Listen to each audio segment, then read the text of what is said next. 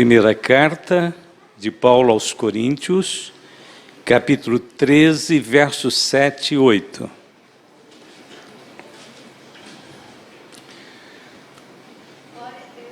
Este capítulo é muito conhecido porque ele trata do assunto, do tema mais elevado da espiritualidade cristã, que é o amor. O amor tudo sofre. Aliás, para ficar melhor, vamos ler junto.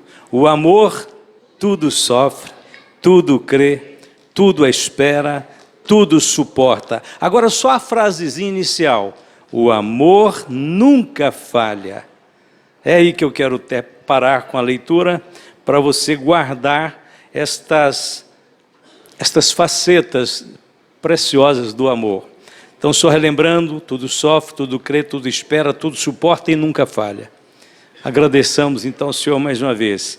Querido Pai, em nome de Jesus, abençoe a meditação desta noite. Fala conosco e supre as necessidades básicas, fundamentais da vida, do coração.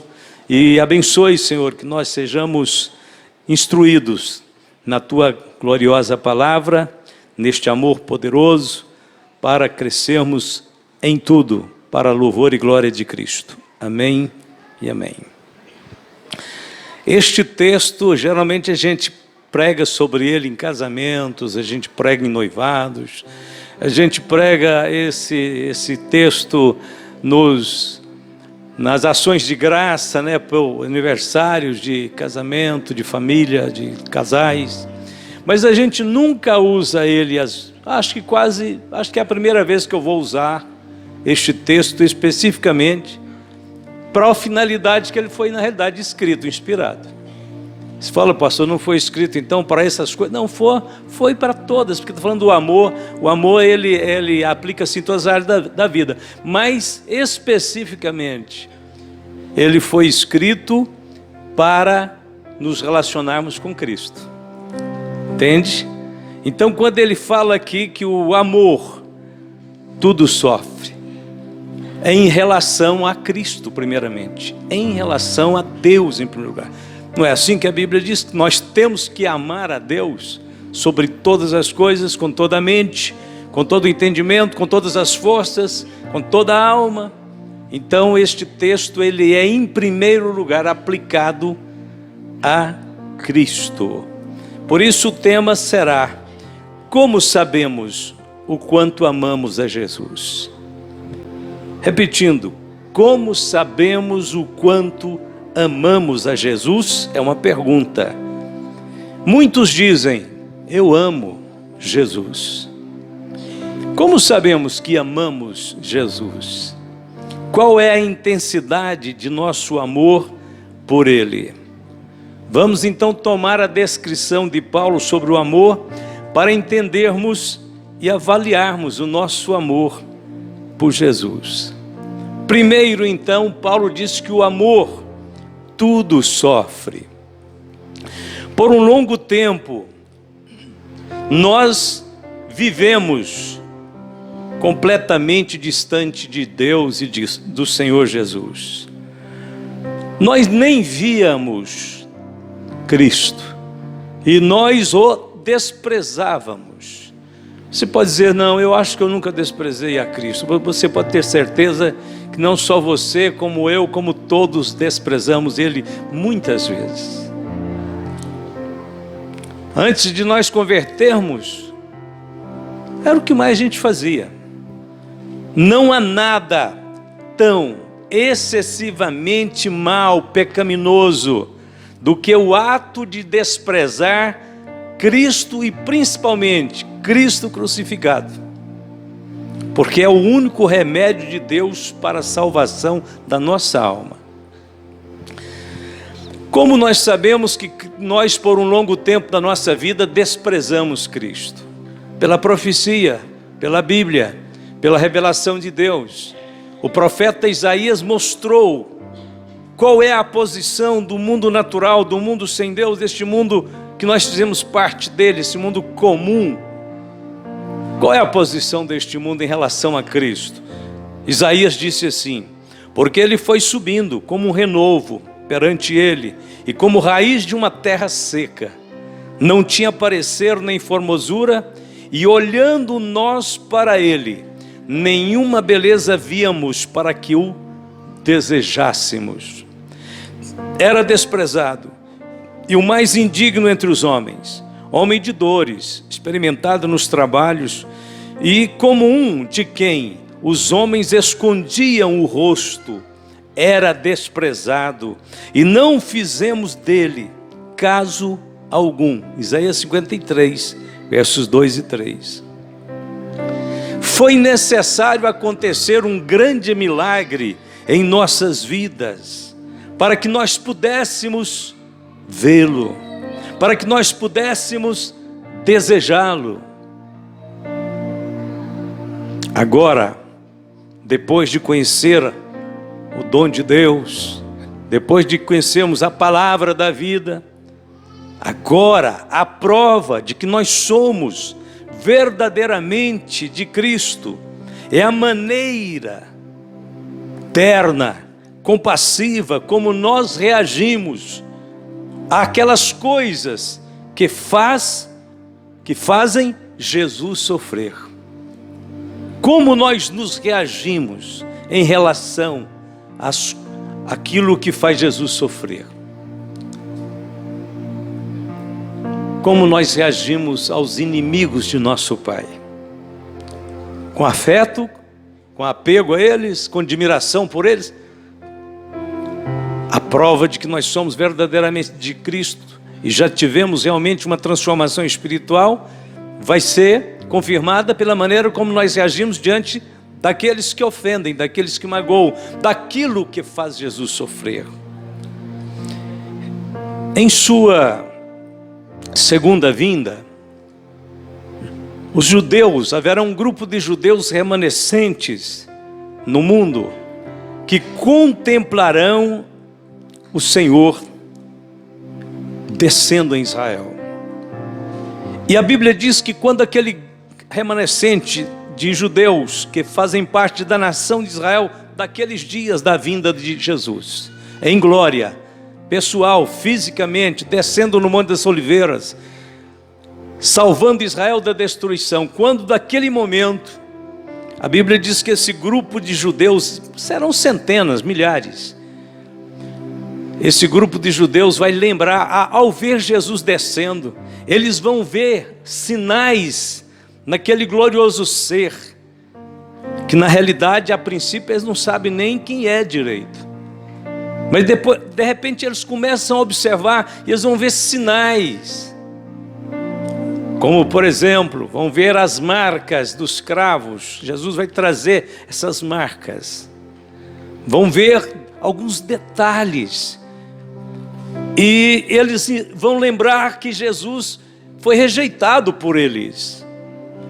E que foi, por conta da rejeição, crucificado.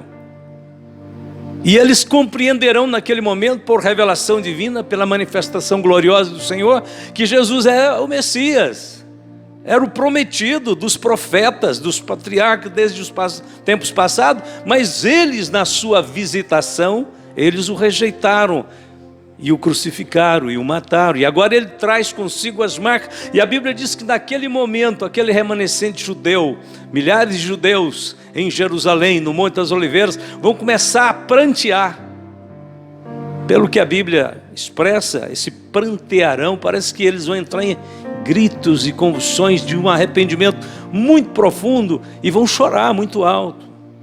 Isso foi registrado por Zacarias, o profeta, no capítulo 12. E sobre a casa de Davi, sobre os habitantes de Jerusalém, derramarei o espírito de graça e de súplicas, e olharão para mim a quem transpassaram, e o prantearão, como quem pranteia por um unigênito, e chorarão amargamente por ele, como se chora amargamente. Naquele dia será grande o pranto em Jerusalém, como o pranto de Haddad e Rimon no vale de Megido.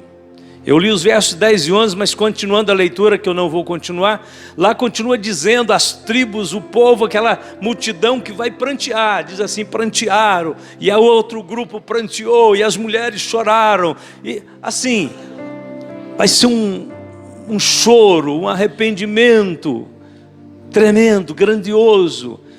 Eles vão entender, eles vão compreender que Jesus, aquele que veio em carne, aquele que era o Jesus de Nazaré, sim, aquele que foi criado ali na casa de um carpinteiro, que eles disseram, não, pode vir alguma coisa boa de Nazaré, não, este homem quebranta o sábado, este homem faz-se igual a Deus, ao Pai, não, ele é blasfemo, vamos apedrejá-lo, vamos matá-lo. Eles vão lembrar de tudo isso e vão dizer, mas ele é o Messias. E nós não compreendemos, não vimos, eles chorarão. Bem, mas aqui diz o seguinte, eles chorarão como quem pranteia por um unigênito. É como uma pessoa que chora por um filho único, unigênito aqui, um filho único, que foi maltratado na rua, que foi humilhado por alguém, que foi espancado. Imagine um pai, uma mãe, que despede do filho, vai para a escola, para a faculdade, e de repente, ou mais tarde, o filho volta machucado, rasgado, diz que foi meu filho. Isso é umas pessoas que não gostam de mim lá na faculdade, me bateram, me espancaram, e machucaram, e ele ensanguentado, você recebe aquele filho, e você chora com ele, chora como quem chora por um unigênito. Eles vão chorar como quem chora por um filho, que foi humilhado na rua, que foi injustiçado. Eles chorarão por ele, eles chorarão lembrando que ele sofreu, e foi injustamente rejeitado e condenado. Você sabe que ama verdadeiramente a Cristo quando você sofre com aquilo que faz Jesus sofrer. Porque a vós vos foi concedido em relação a Cristo, não somente crer nele, mas também padecer por ele. Aqui tem dois sentidos nessa pregação, nesse primeiro ponto, o amor tudo sofre. Quando diz o amor tudo sofre, quer dizer, nós sofremos com aquilo que faz ele sofrer. Você sofre com o sofrimento do seu filho, que foi machucado na rua. Você sofre. Porque você não vai pegar numa arma, você não vai sair para vingar aquele espancamento que fizeram com seu filho, você não vai impor com armas, com poder humano sobre as pessoas que agiram injustamente. Então você não pode fazer absolutamente nada disso, porque você é cristão, então você sofre com o que está fazendo seu filho sofrer. Você chora com ele. E você diz, vamos acalmar e entregar tudo na mão do Senhor. Primeiro, sofrer com aquilo que faz alguém que a gente ama sofrer. O amor tudo sofre nesse sentido. Eu não posso estar feliz da vida quando eu sei que pessoas que eu amo estão sofrendo. Eu sofro com elas. Eu não sou capaz de passear, de divertir, quando alguém que eu amo está sofrendo. Não tem como. Isso é injusto. Isso seria vergonhoso para mim.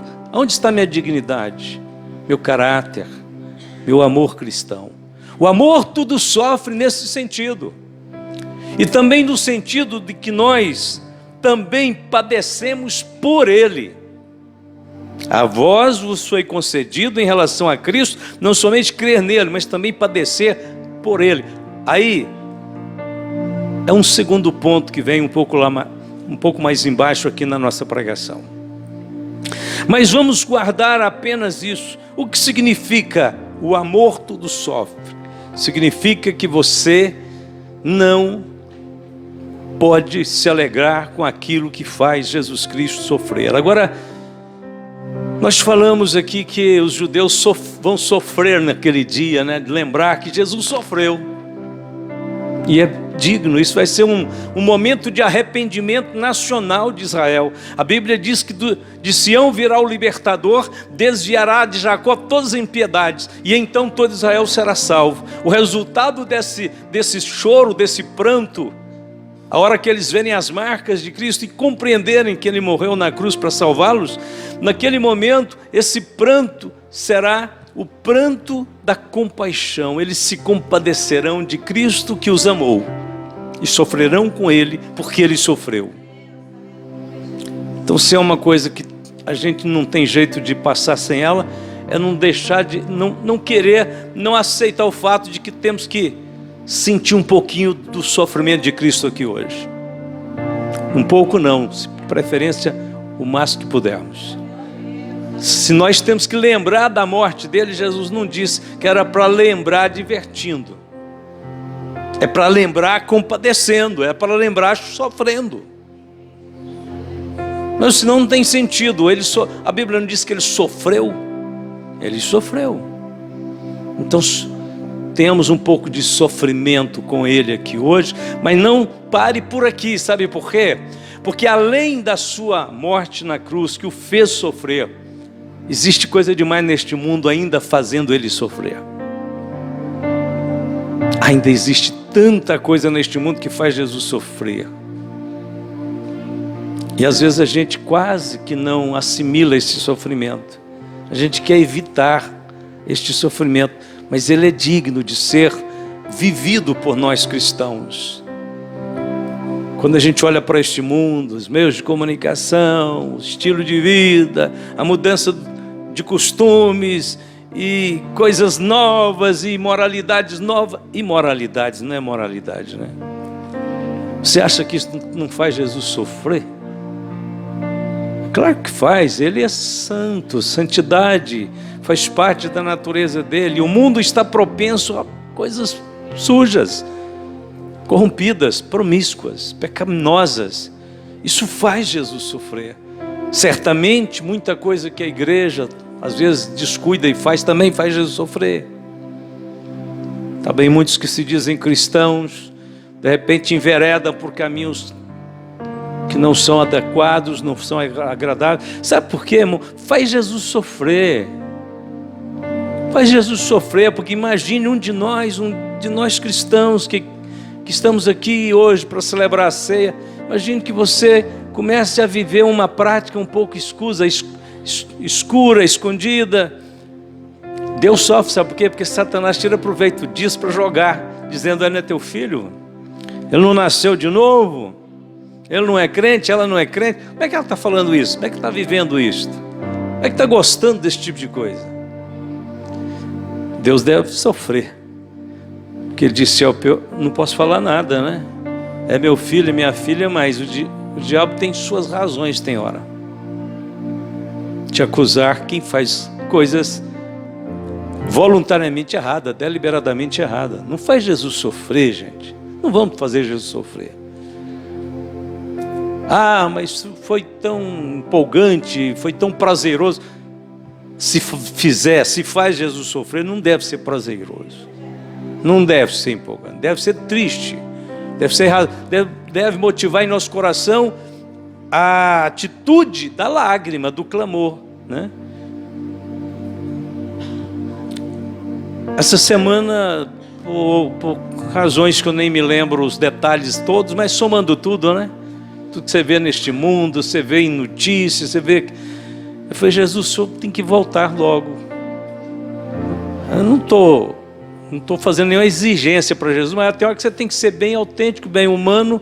Jesus nos entende, sabe? Eu falei: Jesus, não está difícil ficar esperando o senhor todo esse tempo. Estou querendo que o senhor volte logo. Eu falei: não dá para o senhor demorar mais não. O senhor tem que vir logo. A coisa está difícil. Esse mundo está cada vez pior. Tem misericórdia, Jesus. Não aguento mais ouvir tanta notícia triste, tanta coisa medonha acontecendo, não. Está demais. É criancinhas, é gente sem proteção, sem recursos, sendo judiada, maltratada, morta, destruída. Não, as guerras, são os crimes, são tudo isso. E Jesus, o Senhor tem que voltar. Tem que estabelecer teu reino, tem que banir a injustiça, o pecado. Tem que acontecer, uma hora tem que acontecer. Então que seja logo, venha, Senhor. Vem, Jesus, volta. Por favor, Jesus, não demore. A Bíblia diz que o amor tudo sofre. Então você já entendeu. Este amor que tudo sofre, sofre por Ele e com Ele. Segundo, o amor tudo crê. O nosso relacionamento com Cristo é feito unicamente com base na fé, ao qual, não o havendo visto, amais, no qual, não o vendo agora, mas crendo, vos alegrais com gozo inefável e glorioso. 1 Pedro 1,8. Não vemos, não temos a presença física de Jesus conosco. Nós temos a presença espiritual. Ele disse: onde estarei convosco todos os dias, até a consumação dos séculos, mas ninguém está vendo Ele. Ele disse que estaria conosco, isso é claro. Ele deve estar aqui pelo Espírito Santo. Ele deve estar aqui por essa experiência invisível, mística, espiritual. Você crê nela, ela é suficiente. Mas você não vê Ele. Eu nunca vi Jesus. Ele já falou comigo, mas eu nunca o vi. Eu já o ouvi. Tenho ouvido a Jesus, mas não estou vendo Ele em nenhum momento. Mas nós cremos, sim, que Ele está em nosso meio, que Ele está nos guardando, que Ele está nos livrando de coisas que você não tem nem noção, que chegou tão perto de você e foi desviada. Ele guardou. Você provavelmente não deveria estar aqui hoje, mas Ele te protegeu. Em substituição à presença física de Jesus, nós temos a sua palavra, e por ela podemos ouvir a sua voz e segui-lo. As minhas ovelhas ouvem a minha voz e eu conheço-as e elas me seguem. João 20, 27. O amor, este amor relacionado então com Cristo, é o amor que crê na suficiência de Cristo. Pedro disse: alcançando o fim da vossa fé, a salvação da alma. Não tem outra forma de você solidificar, fundamentar a sua salvação. Tem que ser pela fé. Cristo é o seu Salvador. Jesus é todo suficiente para conferir a você a justiça necessária para ser aceito diante de Deus. Isso não pode acontecer visivelmente, mas já está acontecendo no mundo espiritual e você apropria disso pela fé, porque Ele já morreu pelos seus pecados. A justiça de Deus já foi estabelecida.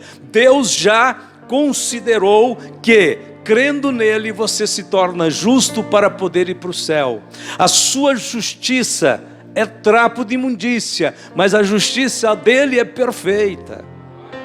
Por isso você não confia nas suas obras, nem deve confiar, porque as nossas obras não prestam. Ah, pastor, eu conheço alguém que faz muitas coisas boas. O melhor que nós produzimos, a Bíblia classificou como trapos de imundícia. É o melhor.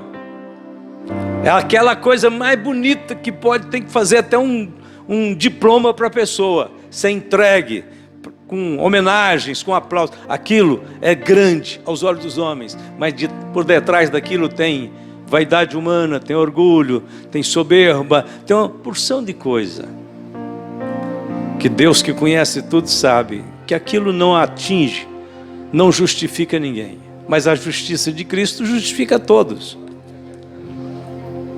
O amor crê na suficiência de Cristo, então, alcançando o fim da vossa fé, a salvação da alma.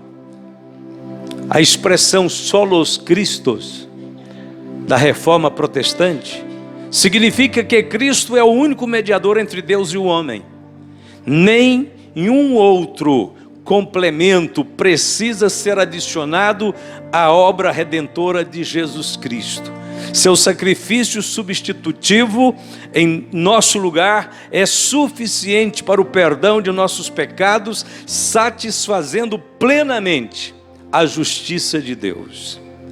Essa é a confiança do amor verdadeiro. Solos Cristo, somente Cristo e nada mais. Cristo é suficiente. Eu creio, eu creio, eu creio. Esta é a prova do amor. O amor tudo crê. O amor crê inteiramente. Seria uma tradução ainda mais perfeita. O amor crê completamente. E crê tão seguramente que descansa. Não precisa acrescentar mais nada, somente Cristo. Só Cristo. Terceiro, o amor tudo espera. O amor é provado na espera. Jesus sabia que a sua noiva, a igreja, teria que esperá-lo por mais de 2000 anos. Mais de 2000 anos. Jesus tinha dito que essa espera ia ser longa. Na realidade, há textos que falam de uma aparente brevidade da volta de Cristo no primeiro século, mas há vários textos falando da possível demora. Então é preciso entender isso, né? Mas aqui diz em Mateus 25:19: e muito tempo depois veio o Senhor daqueles servos e ajustou contas com eles. Primeiro diz que ele foi para uma terra muito distante. Depois disse, muito tempo depois é que ele voltou. Esta é a longa espera que prova a nossa paciência. Mas a Bíblia diz que o amor tudo espera.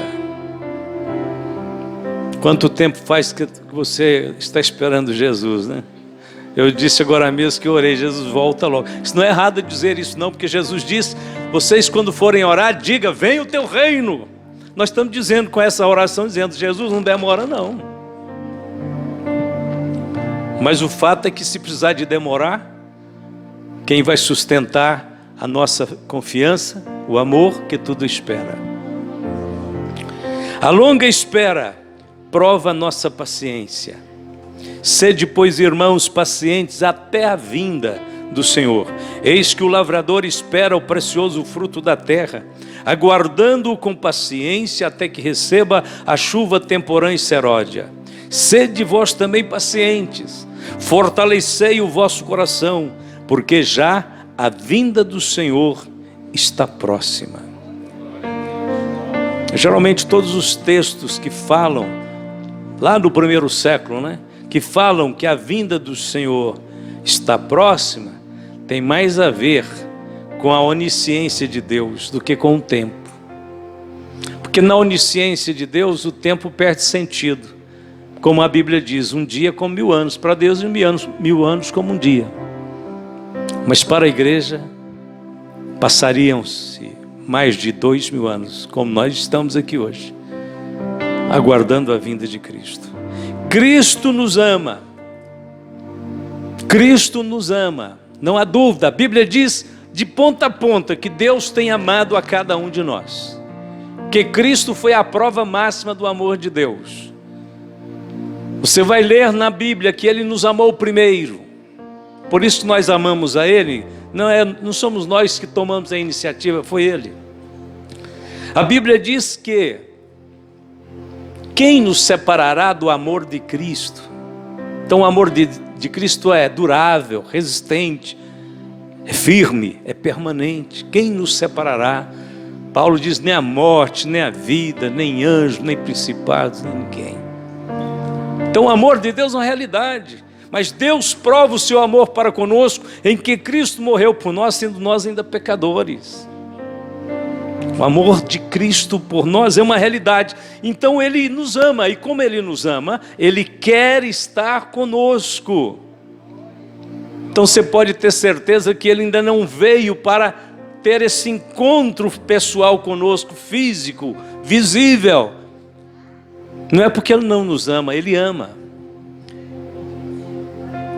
E é isso que faz com que o amor entre em ação na espera, porque ele se alimenta dessa certeza: Ele me ama, Ele virá, Ele prometeu, Ele virá.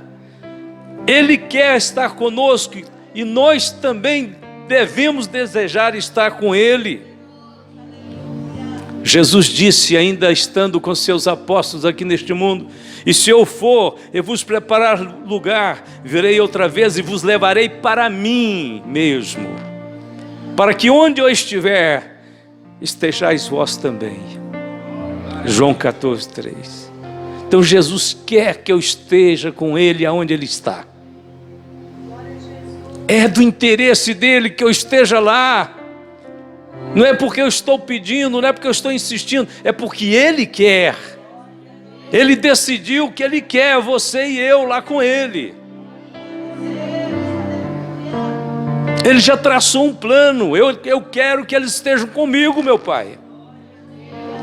Pai, aqueles que me deste, quero que onde eu estiver também eles estejam comigo, para que vejam a minha glória que me deste, porque Tu me has amado antes da criação do mundo. João 17:24. Então louvado seja Deus que Ele quer que nós estejamos com Ele, e nós também queremos, nós desejamos estar com Ele, é tudo o que nós queremos.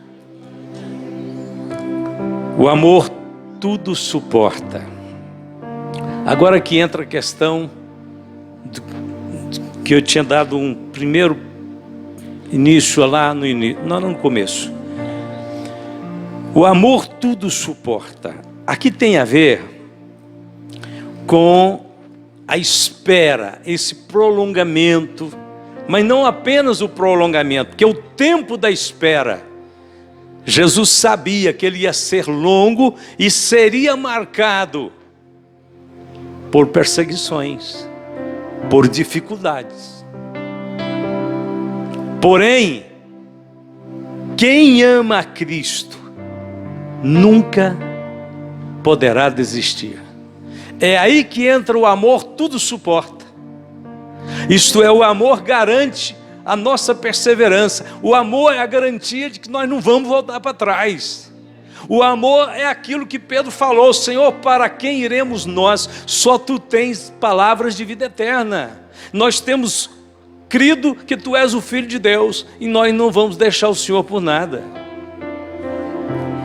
Nós temos visto, crido e recebido o Senhor como Salvador, não vamos Te abandonar. Na época que Cristo estava sofrendo um momento de crise na sua popularidade, e os discípulos, milhares que seguiam a Ele, estavam deixando. Jesus disse: vocês também não vão me deixar? Então Pedro expressa o amor que tudo suporta. Ele diz: Senhor, se nós temos nos alegrado com o Senhor, ficado feliz de andar com o Senhor nos momentos da bonança, agora no momento das dificuldades, o Senhor pode ficar tranquilo, nós estamos com o Senhor até o fim. O amor tudo suporta. O escritor aos Hebreus fala de alguns irmãos que estavam desistindo da fé. Então ele faz o seguinte apelo: porque necessitais de paciência, para que depois de haver desfeito a vontade de Deus, possais alcançar a promessa. Porque ainda um poucochinho de tempo, e o que há de vir virá e não tardará. Mas o justo viverá da fé, e se ele recuar, a minha alma não tem prazer nele. Nós, porém, não somos daqueles que se retiram para a perdição, mas daqueles que creem para a conservação da alma. Aos Hebreus 10:36-39. Quem ama a Cristo permanece no seu amor. Como o Pai me amou, também eu vos amei a vós. Permanecei no meu amor. É isso que nós temos feito. Nós temos que usar o amor que tudo suporta e permanecer no amor. O Senhor Jesus queixou-se de que os crentes de Éfeso já não o amavam como no princípio. Porém, tenho uma coisa contra vocês, é que agora vocês não me amam como me amavam no princípio. Apocalipse 2:4. A igreja de Éfeso fazia tudo certinho, mas faltava o amor da conversão, o amor do novo nascimento, o amor da nova vida, o amor da esperança do arrebatamento. Você não pode perder este amor que te liga em cada aspecto com Cristo. O amor da ressurreição, o amor do novo nascimento, o amor do perdão, a alegria da salvação. Este amor, ele é sempre um amor empolgante, afetuoso, e é um amor que move a nossa vida. E por fim, o amor nunca falha.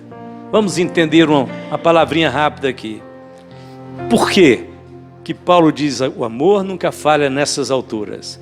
É porque o amor protege e fortalece a nossa fidelidade a Cristo. Amar a Cristo de todo o coração te dará a segurança de que você poderá vencer tentações as mais fortes que vierem. Porque se você ama a Cristo, você não quererá decepcioná-lo. O amor protegerá a sua fidelidade. Por isso que a Bíblia diz que o amor nunca falha. Falha no sentido aqui de tropeçar, de negar a pureza, a fidelidade. Quem ama a Cristo, quererá obedecê-lo. Se me amardes, guardareis os meus mandamentos.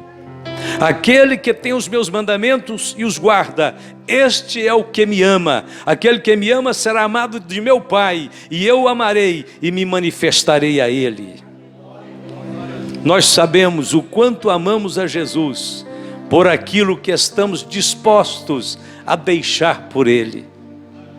É difícil para você deixar uma coisa ruim por Cristo? Você diz, não, uma coisa ruim eu deixo na hora por Cristo. E agora a pergunta é outra. É difícil para você deixar uma coisa boa por Cristo? Uma coisa que te faz bem, uma coisa que te dá lucros, uma coisa que te promove. Porque deixar coisas ruins como droga, como vício, como jogos, como... deixar isso por Cristo, que vantagem tem? Isso tudo é ruim para você. Nem se não houvesse Cristo, você já tinha que deixar disso. Eu estou perguntando agora, é difícil para você deixar uma coisa lucrativa? Deixar uma coisa que te honra, uma coisa que te eleva, uma coisa que te engrandece? Hoje tem muita gente aceitando Cristo no meio artístico. Só que eles querem ter Cristo e o mundo ao mesmo tempo. Eles querem andar com Cristo e cantar as músicas da embriaguez, da paixão, da traição, do romance, do pecado, da prostituição. Eles querem ter Cristo segurando na mão de Cristo aqui, com uma mão, e na outra com o mundo e os seus pecados. Por quê? Porque aquele mundo artístico promove eles, mas eles não estão dispostos a deixar aquela honra, aquela glória, para ficar só com Cristo. Esta é a prova que nós temos que submeter o ser humano. Você está disposto a deixar até mesmo aquilo que é bom por conta de Cristo, para amá-lo, para servi-lo? O apóstolo Paulo pegou tudo o que era bom, engrandecia ele como um mestre, um rabino honrado, e disse: isso para mim é esterco, não vale nada, eu quero ganhar a Cristo, eu abro mão de tudo isso, eu jogo para um lado e eu sigo para o alvo. Hoje tem muita gente querendo aceitar a Cristo, dizendo que está aceitando a Cristo, para ser promovido artisticamente, para ganhar mais um público, o público evangélico. E tem muita gente dentro do público evangélico que são tolos, cegos, e que promove o lixo deles. Irmão, está sobrando muito pouca coisa que você pode usar, viu? Está sobrando muita pouca música que você pode ouvir. Está sobrando muito programa de televisão que você pode... Está sobrando que você possa usar, não tem quase. Então, põe no seu coração, você é um homem, uma mulher diferente. Você está indo para o céu. Não tem como você gostar de coisas que faz Jesus sofrer. Não tem como você querer coisas que promovem você, mas não tem nada a ver com o reino de Cristo, não tem nada a ver com a obra do Senhor, com o nome santo do Senhor. Vamos chegar ao término aqui. Quando é que nós sabemos que amamos a Cristo mesmo, de verdade? Como sabemos? Como sabemos o quanto amamos? Nós sabemos o quanto amamos quando Cristo é para nós a pérola de grande valor. A pérola de grande valor está em Mateus 13, 45, 46. A Bíblia diz que o reino dos céus é semelhante ao homem negociante que busca boas pérolas, e encontrando uma pérola de grande valor, vendeu tudo quanto tinha e a comprou. Nós sabemos o quanto amamos a Cristo quando estamos dispostos a deixar tudo para obtê-lo, para tê-lo. Paulo diz que eu possa ganhar a Cristo. Para ganhar a Cristo, essa pérola de grande valor, você tem que estar disposto a abrir mão de tudo, até da sua própria vida. Um missionário, Hudson Taylor, disse quando estava na China: se Cristo é Deus e morreu por mim, nenhum sacrifício é grande demais para eu não fazer por Ele. Qual é o sacrifício que é tão grande que nós temos que fazer por Ele? Nenhum, porque o maior foi Ele que fez. Se Ele é Deus e morreu por mim, o que eu vou reter dele agora? O que será tão grande para mim fazer para Ele? Tudo é tão pequeno, tudo se torna tão pequeno.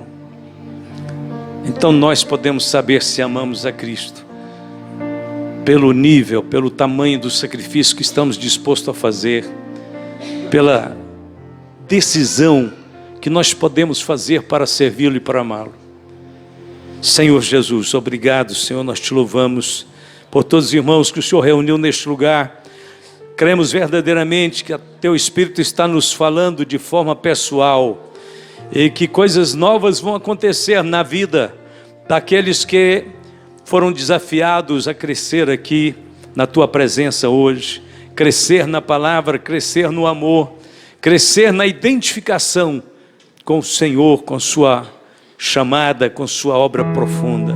Obrigado, Senhor, porque vamos participar agora do pão, que simboliza o Teu corpo, que nos lembra a Tua morte, que nos lembra o Teu sofrimento, e agora nós nos aproximamos de Ti, compreendendo que o Teu sofrimento também é o sofrimento de nosso coração contra o pecado, contra a desobediência, contra todas as coisas que querem dominar as nossas vidas. Nós queremos ficar livres para Te amar e Te servir e Te adorar.